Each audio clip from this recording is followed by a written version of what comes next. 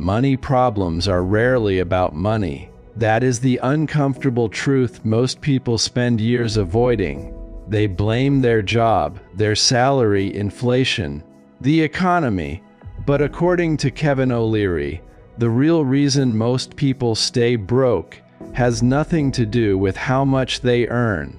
It has everything to do with one mistake. A mistake so common, so normalized, that people do not even realize they are making it. And the worst part, it feels completely harmless in the moment. But over time, it quietly destroys your ability to build wealth. Kevin O'Leary has spent decades building businesses, investing in companies, and analyzing how people handle money. He has seen people earn millions and lose everything. He has also seen people with average incomes quietly build serious wealth. And the difference between the two groups is not talent. It is not intelligence. It is not even opportunity. It is behavior. Specifically, how they manage what they already have. Because here is the mistake he keeps warning about. Spending money you do not need to spend on things that do not create value. It sounds simple. Almost too simple. But that is exactly why it is dangerous. Because when something feels normal, you stop questioning it. You stop noticing it. And that is how it takes control. Look around. People upgrade their lifestyle the moment they earn more. New phone, better car, bigger house, expensive habits. Every increase in income is followed by an increase in spending. And at first, it feels like progress. You worked harder, so you deserve more. That logic makes sense emotionally, but financially, it is a trap. Because if your expenses rise at the same speed as your income, you never actually move forward. You stay in the same place, just with more stress. And this is where Kevin O'Leary's message becomes brutally clear. If you cannot control your spending when you have little, you will not control it when you have more. In fact, it usually gets worse, because higher income gives you access to bigger mistakes. Now here is where things start to hit deeper. After some time, you need to ask yourself something uncomfortable. Are you building wealth or just maintaining an expensive lifestyle? Because those are two completely different paths. One leads to freedom. The other leads to dependency. And the scary part is that from the outside, they can look exactly the same. Someone driving a luxury car, living in a nice house, wearing expensive clothes looks successful. But what you do not see is what is happening underneath: debt, payments, pressure, obligations. Because many people are not rich, they are leveraged. They are committed to a lifestyle they cannot afford to lose. And that is what keeps them stuck. Kevin O'Leary often talks about the importance of making your money work for you, not the other way around. But most people never reach that point because all of their money is already spoken for: rent or mortgage, bills, subscriptions, impulse purchases, and whatever is left disappears. Not invested, not saved, just gone. And then they wonder why nothing changes. But here is the truth. Wealth is not built from what you earn. It is built from what you keep. And more importantly, what you do with what you keep.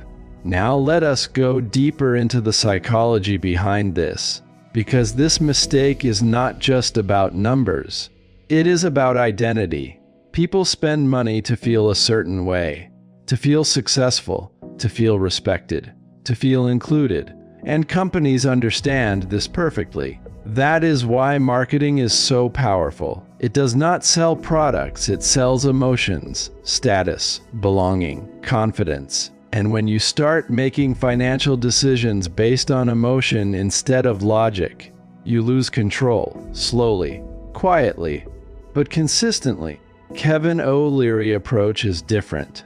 He treats every dollar like an employee. Every dollar has a job. And if a dollar is not working, it is being wasted. That mindset changes everything, because it forces you to think before you spend. It forces you to ask a simple but powerful question. Will this make me richer, or just feel better for a moment? And most of the time, the answer is uncomfortable. Now here is where it gets even more interesting. The problem is not occasional spending. It is habitual spending. Small, repeated expenses that feel insignificant individually, but add up massively over time. Daily habits, unnecessary upgrades, convenience purchases. These are the silent wealth killers, because they do not feel like mistakes. They feel like normal life. But over years, they create a gap between where you are and where you could have been. And that gap is often massive. Now pause and think about this. If you invested even a small portion of your spending consistently, what would your financial situation look like in 5 years, 10 years? Most people never find out, because they never make that shift. They keep consuming instead of building, and that is exactly what keeps them stuck. Kevin O'Leary emphasizes ownership, not just of assets, but of your financial behavior, because until you take full responsibility for your decisions, nothing changes. It is easy to blame external factors, but the moment you accept that your choices are the main driver, you gain control. And control is where everything starts. Now here is another layer most people ignore. Income alone does not create security. Cash flow does. Recurring income, investments that generate returns, assets that grow over time, that is what creates stability. But if all your money is tied to your active work, you are always one step away from stress. Because if your income stops, everything stops, and that is a dangerous position to be in.